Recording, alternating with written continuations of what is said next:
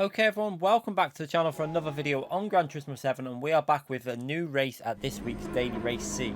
And yes, we are in Super Formula at Suzuka, a combination that is sure to provide absolute chaos, as you're about to witness. Now, this is not a rare sight that you're about to witness here. Unfortunately, I haven't got the replay footage because I didn't have enough space, but just take a look at this from the standing start. We're starting from the back of the grid.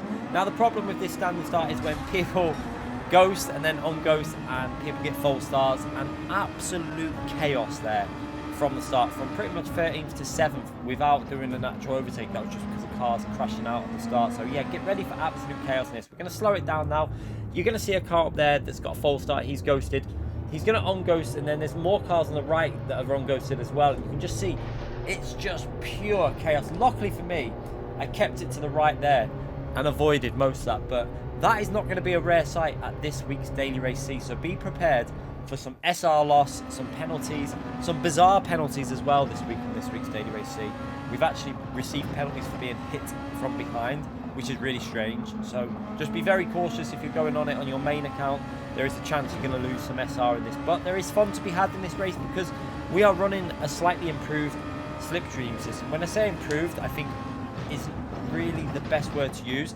Basically, they're using weak slipstream, which means as we see another car there spinning off into the barrier, very easy to do it on that corner. But basically, the weak slipstream, it's a reduced effect of the dirty air, so it means you can follow a little bit easier. However, it's increased the strength of the slipstream.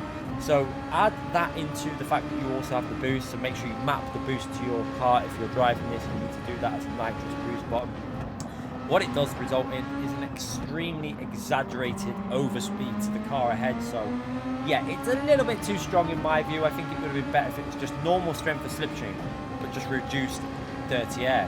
I think that would have been ideal, and then we could use the boost to get the overtakes done. So at the moment, the boost is basically not that tactical. You can actually stay with someone by just not using the boost, saving it all for the last 5 or 6 laps, which is the way I recommend you do it if you're following a car. Just use their slipstream, stay behind them, save it for the last 4 or 5 laps, and then just simply boost away from them, and they won't be able to catch you up if they've been using their boost. So that's a tactical play that you can use in this race. But you can see 1 lap done, and we are up to P5 from the back of the grid, and that really does sum up this race. We have an instant there where the yellow car hits the P3 in front of him and just ricochets back into us there. We didn't really do anything wrong.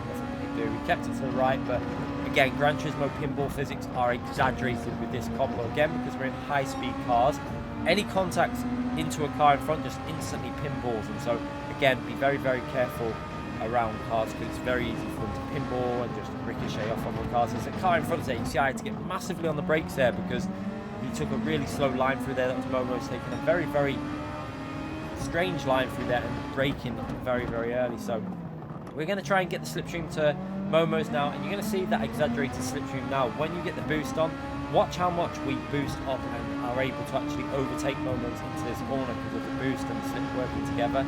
It's not actually that hard to get these moves done. So we're going to go up the inside now. Momo's not sure what happened there, but he just goes for a bit of a weird send, pushes us off track, and then just lifts right in front of us and ends up taking himself out there. So I think what happened there with Momo's is he went for a bit of an opportunistic move, realised that it didn't really play out very well, pushed us wide, and then tried to lift off to let me back through. Unfortunately, he'd already pushed us wide, and he lifted right in front of us, so there wasn't really much we could do there. But yeah, F for Momo's. I don't think it was a deliberate dirty move. I think what he did there was an optimistic move that failed. He then tried to lift to let us back through, and unfortunately lifted right in front of our path, so there wasn't really anything we could do about that. But we're up to P3 on lap 3 there, and we got quite a big gap now to the cars ahead. So yeah, a lot of work to do to try and catch them up. We've also got the car in our slipstream, but as long as we just drive it smooth, we should be able to pull away from him. And you can see by lap 5, we've built up a gap to the cars behind him. We're starting to catch up to P2 now, right in front of us. So we're getting into that slipstream, and once you're in that slipstream, it's about I think it's around 1.6, 1.7. It feels like it pulls you from around that area. So even if you're 1.7 back, you can feel the effect of that slipstream on the straights, and you'll be able to gain some advantage on acceleration and stuff. So yeah, once you're in that range, you do start feeling it, and we should start homing in and catching up to P2 as quickly as possible.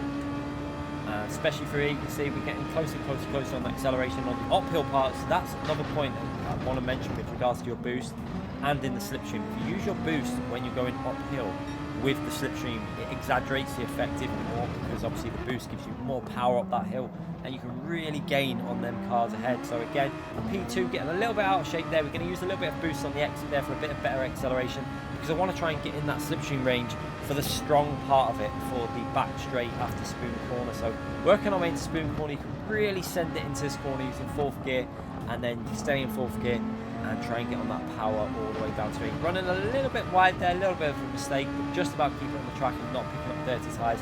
And now we're getting that slipstream. You can see, use a bit of boost to get as close as we can, because we want to get the move done on the main straight. So this is the best way to do this.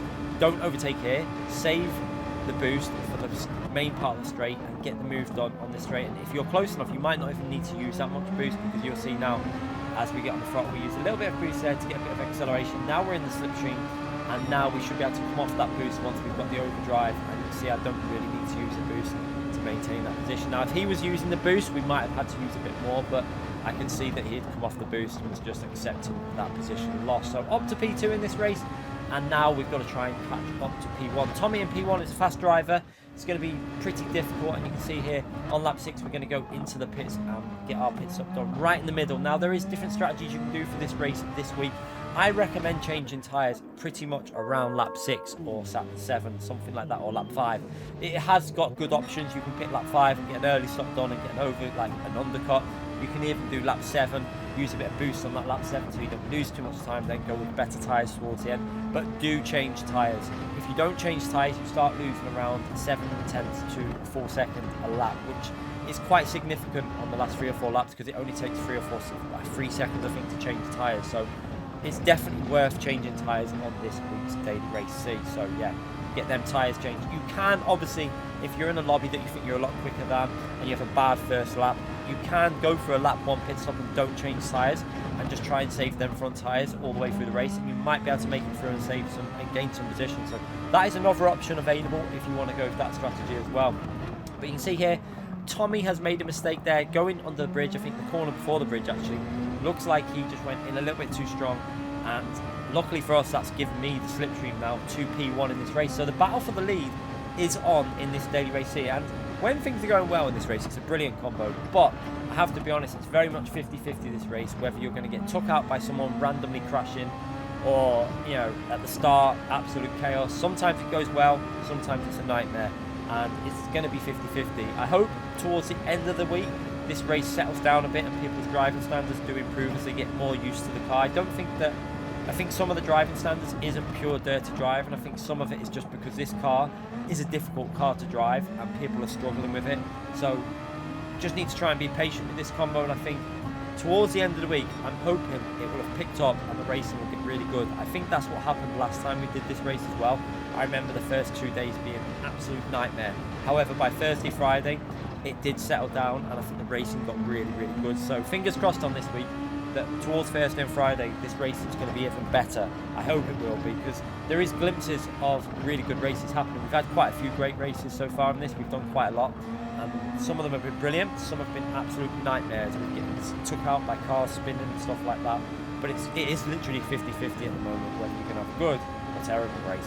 But at the moment this race is going quite lucky for us to start. We got through, and people making mistakes, and now we're in the slipstream to Tommy, and we're homing in there. You can see that effect of that weak slipstream, even though it doesn't say, it says custom slipstream, but I'm pretty sure it's basically running the full weak settings, because we've tested weak in lobbies, and this is what it's like. It literally drives exactly the same as this. And you can see we get massive boost on the straight now. Now I'm not going to use my boost there because I just want to get the slip, take advantage of the slip, and I've not got much boost left, so I have to time when I'm going to use the boost for an overtake very, very carefully here. So you see on the straight now, I'm not using the boost at all, because I know that if I use my boost to pass him here, he's then going to probably be able to get back past me on the main straight. So I deliberately don't use my boost, just let the slipstream get us past him there. And now we're going to get into the final chicane and just give a little bit of a boost on the exit. So we're going to try and hook at this corner up, get into third gear, and just get on that boost button briefly there, just to try and give us a little bit of power out of that corner, and that hopefully will be enough to defend into turn 1, because Tommy is going to come back at us now with a vengeance. You're going to see now, look at the speed and the closing speed of the boost and the slipstream working together. And now we're going to try and go side by side. We give him as much space as we can, leaving more than the car's width on the left-hand side there, and just about managing to stay ahead of Tommy. Good racing with Tommy there, respectful from him, and we gave him the space back. And now we're just going to try and hold on through this sector for the last 2 laps and try and hold on to this P1. You can see I've got my brake bias +4. I've actually started using +5, so it does feel like it rotates. But one thing I will say is it might be a little bit more sketchy on sometimes when you get on the brakes into the corner, so be careful. But yeah, +4 or +5, that's going to help save your tyres, so try and run that if you can. And now we can see Tommy still in that slipstream.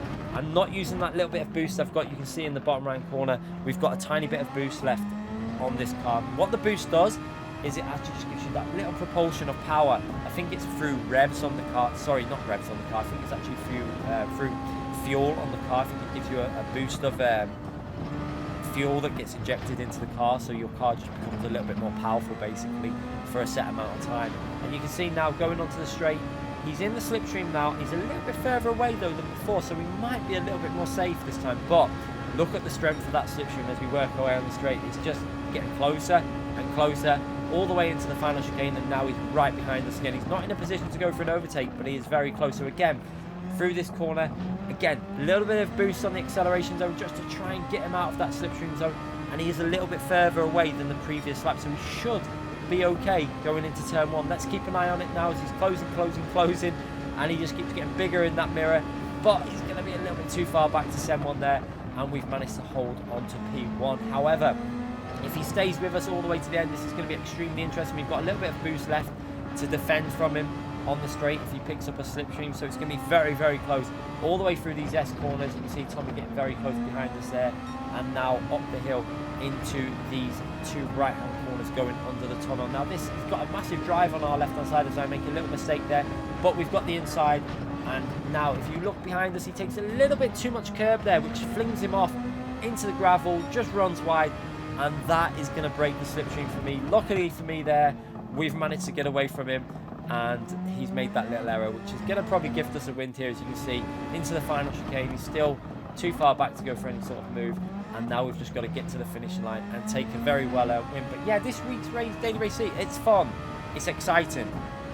I'd rather this than some of the other boring races we've had, but yeah, hopefully the driving standards get a little bit better as we go further into the week. I think they will. I think this race is going to get better and improve towards Thursday and Friday and stuff, so I look forward to more of these races. But remember, hit that like button, subscribe if you haven't already done so, and I'll see you for more daily race footage in the future. Bye everyone.